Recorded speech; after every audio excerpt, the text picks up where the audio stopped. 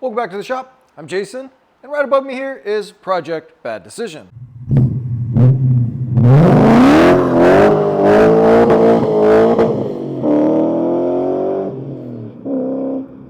And as you can tell by that clip, last episode we were working on the exhaust. We did a bunch of upgrades to this car, and I think that's why she's kind of mad at me. See, after we resealed the transmission, put a lightweight clutch in, redid the exhaust and a whole bunch of seals on the car, now I'm getting a random temperature gauge fluctuation that almost looks like it's trying to overheat, but it's not. See, my fan controller's not turning on, but I'm still getting proper temps at the top and bottom of my radiator, which tells me the thermostat is working. But these thermostats are known for failing. So what I'm gonna do is I'm gonna replace the thermostat, and I'm gonna replace both coolant temperature sensors because, well, they can also fail. And I just want to cover my bases because I've got a track event in a week and a half and I need this thing working. Now on a factory radiator, you're going to have a little plug on the bottom that you can drain from. I'm running the CSF, so I got to pull my brake duct out of the way. And then on the side, I've got I don't know if it's drain bung or not, but I can get a bunch of coolant out right there. Now I wish that there was a petcock on here because we're probably going to make a mess. Means I should throw a set of glasses on. I do have the, let's see, there's got to be a better way to do this. Should I take the whole brake duct out? Don't do that when there's coolant in there. Yeah, when there's coolant going everywhere. And it also, I left the drain cap on, or the radiator cap. So it can't aerate. It's building vacuum as it's coming out. Yeah, so it's slowing down. Yeah. All right, our thermostat is located right at the top of the water pump housing. And we need to get our intake ducting off. See, I've got the HPS units on here. And then we can get to the top of our Vanos line. It's like gear driven or something.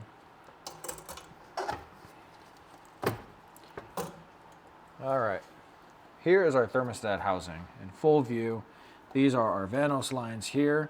And we don't open up any of the lines, or you shouldn't need to. I feel like I usually do. But we're gonna have to disconnect the housing so that we can lift that up out of the way. We're also gonna have to pull our coolant hoses off. Thankfully, these aren't the plastic push connects. These are good old school worm clamps. So they're a lot less likely to fail on you.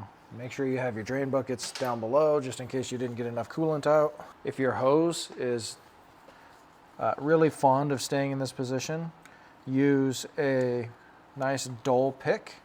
Get under there and just kind of massage around the edges. You could shoot a little silicone in there too. That would help. And then it'll walk right off nice and easy.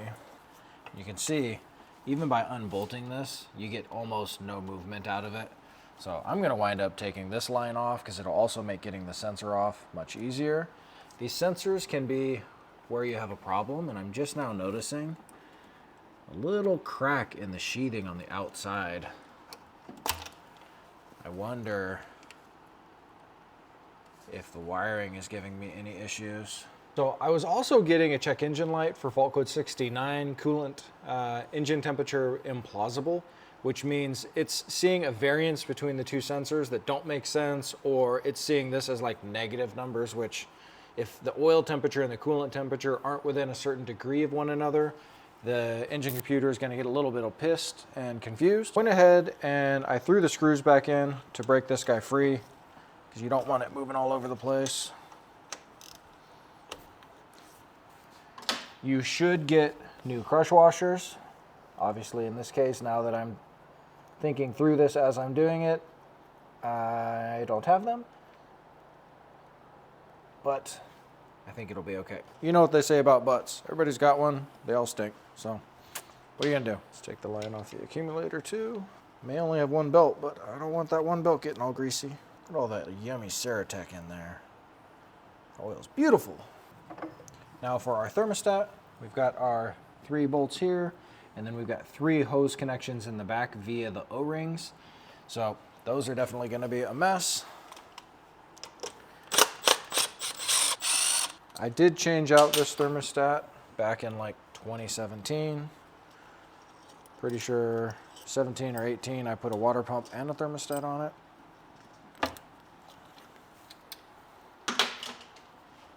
You Gotta get up past the thermostat here in the water pump.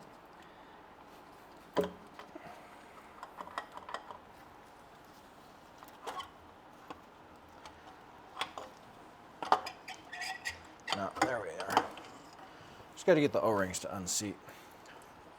So here's our 6 O-rings. We got 2, 2, and these 2 smaller ones here.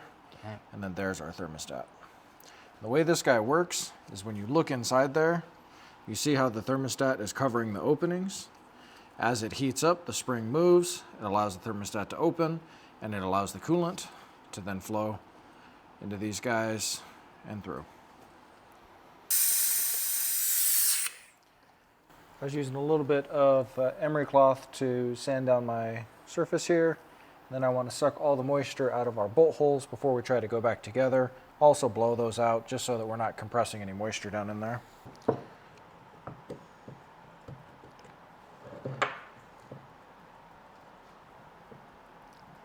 You can buy these aluminum tubes. You shouldn't need to, unless you damage them somehow. You can see these O-rings. Glad I got new ones. They don't want to come out. Now our thermostat, see this is 79 degrees, is sitting down inside one of these gaskets down in the bottom. That's what keeps it sealed down there. So it pops out just like that. That's gross. Yeah, that is kind of gross. Oh, look at that. So here's a small problem. This gasket is supposed to be down inside there, and it looks like mine climbed up out of my thermostat housing.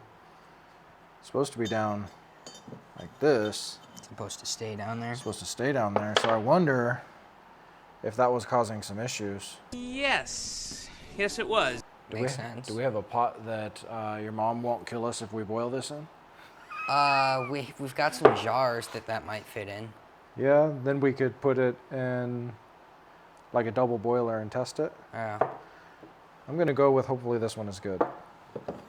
Now we just gotta clean out some of this yuckiness.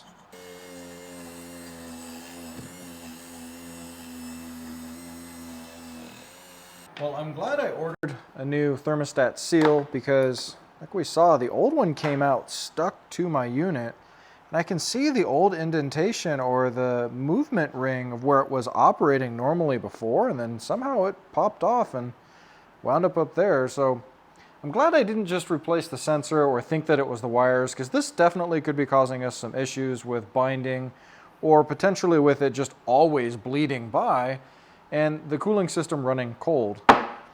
So what we're going to do is we're going to install our new one. We're going to install it with the seal up and the ring facing down.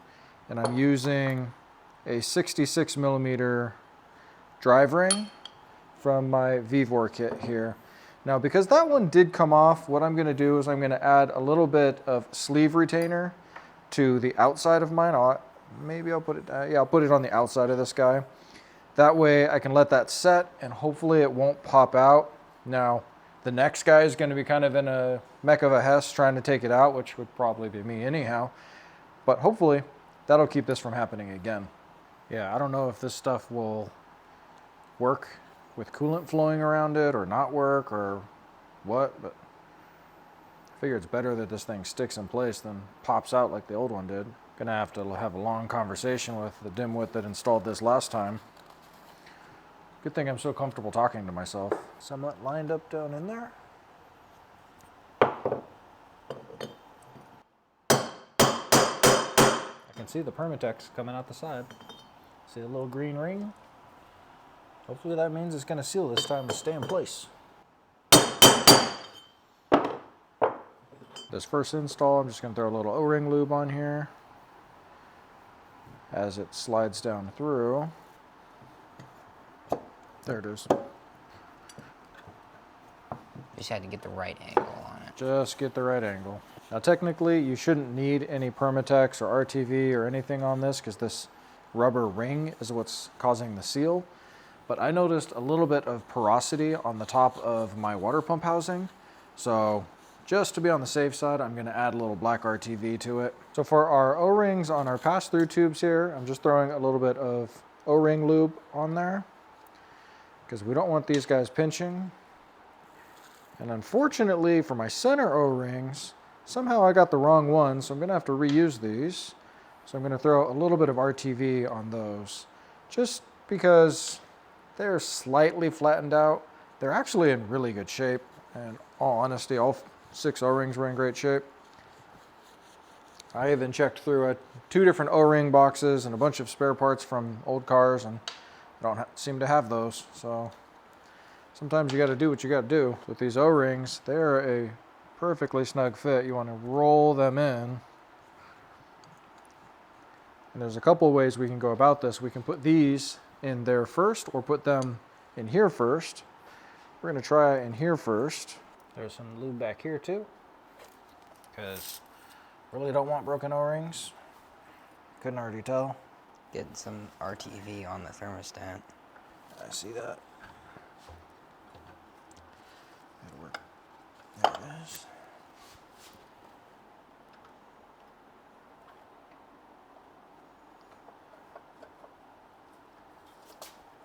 I'm gonna need, there we go, some patience and some rocking back and forth.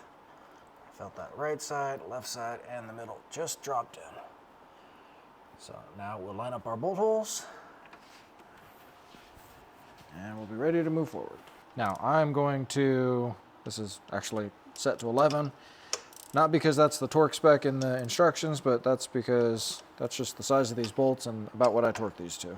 Now a little trick for later, when you're trying to bleed your cooling system, don't put your temperature sensor in and fill everything up so you can get as much air out of here as possible before putting the sensor in. So I'm going to wait to do that until my Permatex cures, and then I'm going to start filling up. For now, what I can do is throw my cooling lines back on and get almost put back together. Now would be a great time while you were in here to replace all kinds of other things, like the rubber lines from your oil separators, potentially your oil separators. You could pop the lid off and you could do all kinds of things while you're in here.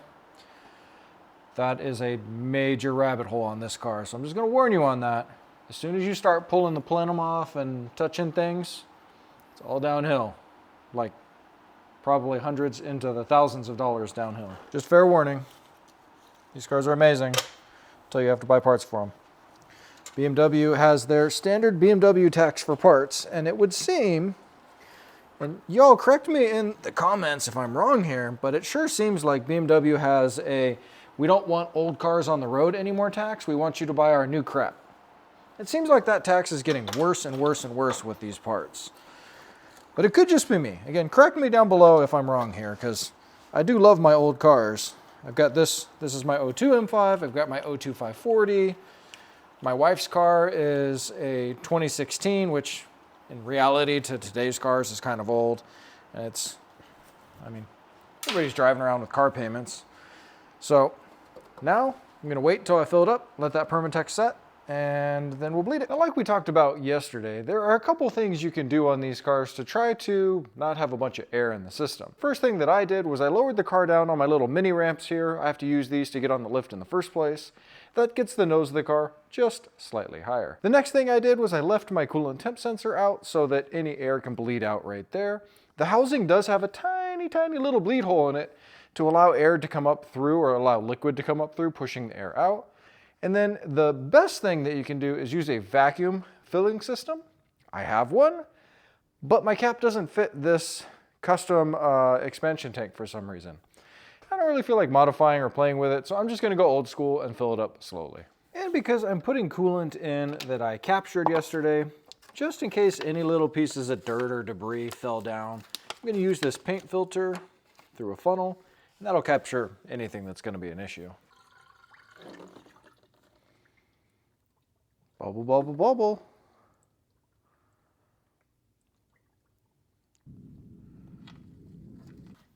Just really sensitive. Yeah, just had to be just perfect. And this is why we didn't tighten down that guy, so we could still get a socket on there. Now before we go too far, now that the system has enough coolant in there, we're going to pressure test it to make sure all of our O-rings decided to hold up as we were going back together. This is definitely one of those steps that is better suited now than when you're on the road and the engine pressure tests itself and decides to tell you that we've got a problem. I actually got busy doing other stuff yesterday and never got back to the car. So here we are. We're checking at, it's like 13.5 PSI, which is right where I left it a couple hours from now yesterday. So I'm going to go ahead and say I don't have any leaks, which means it's time to bolt down our Vanos line holder, clip everything back together, and fire this thing up. Now ideally when you go to start the car up, you want to have the heater on. But in my case, I don't even have a heater circuit anymore. It's all looped off in the back there. And I've got fire plates with my fire nozzles and everything to take care of, fire stuff. So I just have to run the car. I'm gonna hook my scanner up and make sure that I can see some temperatures and then see what's actually happening. Make sure my fan turns on, make sure that the thermostat is opening and that I'm getting coolant flow across the radiator. Here are the 3 temperatures that I wanna watch: engine oil, coolant, and radiator outlet temperature. I'm just using my good old handy dandy Foxwell here. Links down below if you want one of these. It works pretty good. It certainly isn't ISTA or any of those programs, but it can get most jobs done. So this is where it became abundantly clear that my old thermostat was bleeding by because that seal ring had attached itself to the body. You can see here that my engine oil temp and my coolant temp are rising, but the radiator outlet temperature has not gone up yet. In a moment, you'll see that at about 74 degrees C, the thermostat starts to slightly open, which then throws coolant into the radiator and raising that temperature. Or right there, you're seeing it start to move, 73 degrees we'll call it. See, what was happening before is my coolant temp at the engine and the radiator outlet, they weren't staying together, but the radiator outlet temp, certainly from startup, was much higher. The two would go up pretty succinctly together. Now I'm seeing a very clear path of the thermostat staying closed and the radiator holding temperature. As soon as that thermostat opens, that radiator outlet temperature will go up, indicating that it's functioning properly. This is one of the ways that you can check on your car, is your thermostat working, by watching these 2 signals. Now on an aside, I do not have a flex fan on this car anymore. I am only running the single electric fan. I don't have AC or anything like that, so no condenser fan. I'm running a puller on the inside where the flex fan would have been. So I have a pulse width modulated controller that runs that fan. And I don't want the fan running all the time or at the wrong temperatures. I want the engine getting up to temp. I want my oil getting up to temp. So I have it set so that right around 90 degrees C coolant temp, the fan starts to ramp up. And then it ramps all the way up to try to keep my oil temperatures right around 210. Now I say oil temperatures specifically because the coolant on this vehicle does cool the oil through the heat exchanger underneath the manifold. Now, eventually I'll be running an oil cooler dedicated and I'll delete that one, but I'm not there yet. I also have an override switch in my car, so when I'm coming into the pits, I usually kick that guy on so it runs full blast. That way it can cool down while I'm sitting there and I don't super duper heat soak. And if you're watching the radiator outlet, right around 93 degrees here is when my fans start to kick on. You have to remember the car's not moving, so I have no flow over the radiator. It's only when the fan is running that it's going to be cooling that outlet temp. And like I said, 93 degrees here, it's starting to ramp up and it'll bring it down pretty quickly. Then what you'll see is the coolant temperature coming down, the thermostat closing, and the fan will then slow down because that radiator will cool off. So what this tells me is that my system is currently operating the way it should.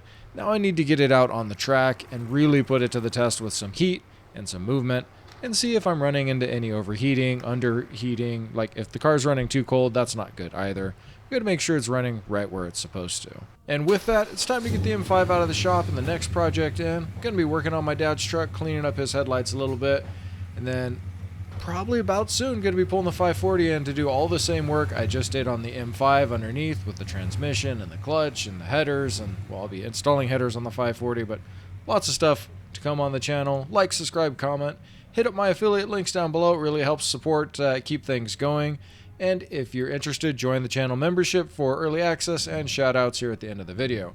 We are trying to get to 15,000 subs by the end of the year. That would be super cool if you could help share and comment, do all the things. You know what to do. Really do appreciate it. And we'll see you in the next one.